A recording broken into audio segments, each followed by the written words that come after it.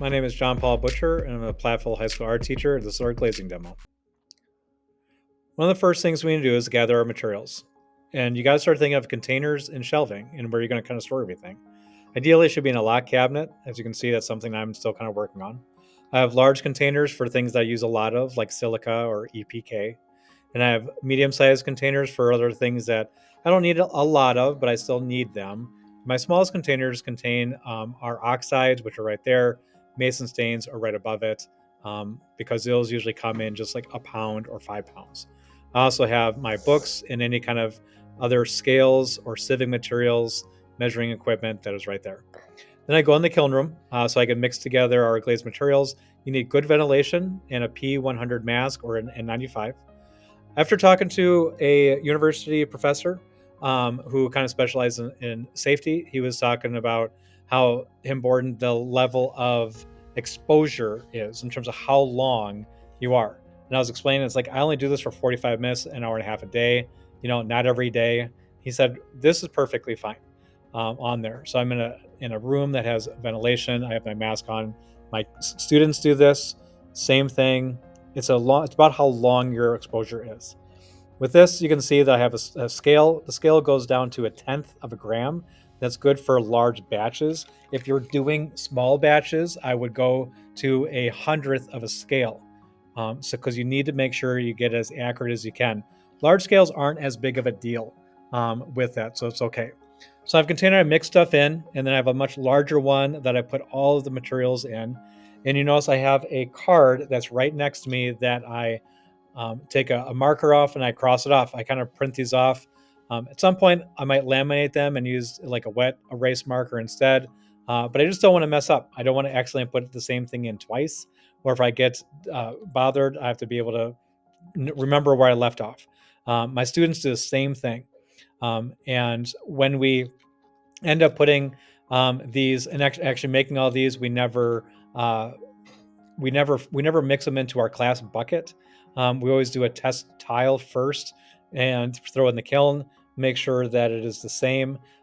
So if they mess us up on something, we'll have a mystery glaze, that we'll have for a little while, but it works pretty good. You can see that I'm kind of finishing up. If you notice, I did change to a smaller container because I'm doing things that are not like it only might be like 10 grams or 60 grams. Everything's mixed in there. I get a lid on there, and then I'm going to make sure that's nice and sealed. And I go back and forth. Ideally, it'd be nice if I had some kind of machine that could stir that up, but it works pretty good. Then I have my water in there, and I threw it all in. And now we can go and sieve and measure the specific gravity. We're no longer going to be in the kiln room.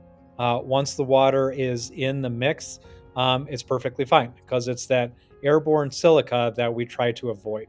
I'm plugging my paint mixer in, getting as much of there as I can mix up. Sometimes I'll let it sit for a day with the water, so it makes it a little easier. This I didn't because I was trying to get the demo going.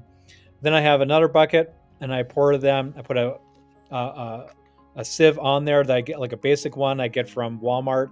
It's not an 80 sieve, but it's enough to kind of break it apart and get to mix really good. Then I take that spatula and I push that through it, and I keep going back and forth until I feel like there's no lumps.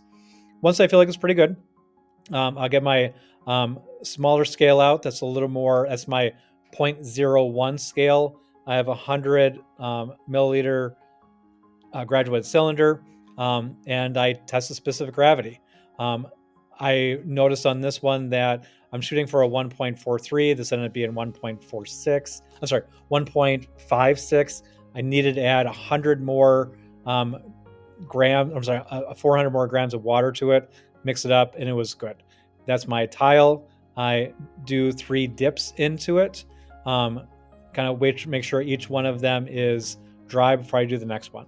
So I always test them and fire them before I add them to that class bucket, and then we just clean everything up, and then you would do the next one if you were going to do it.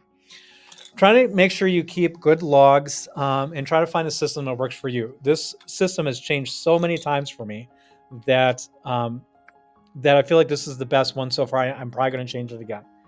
With this one, you can see I have the name of the glaze, the test tile that it goes with, which is E9. I have the chemicals. I have my like 200 gram test things, and then with my larger buckets, if I need 2 inches or 4 inches or 6 inches, I have it. It tells me the specific gravity, viscosity test, it gives me the source, any more notes that I have with it. So that's how I keep everything organized. If you have any questions, please reach out to me.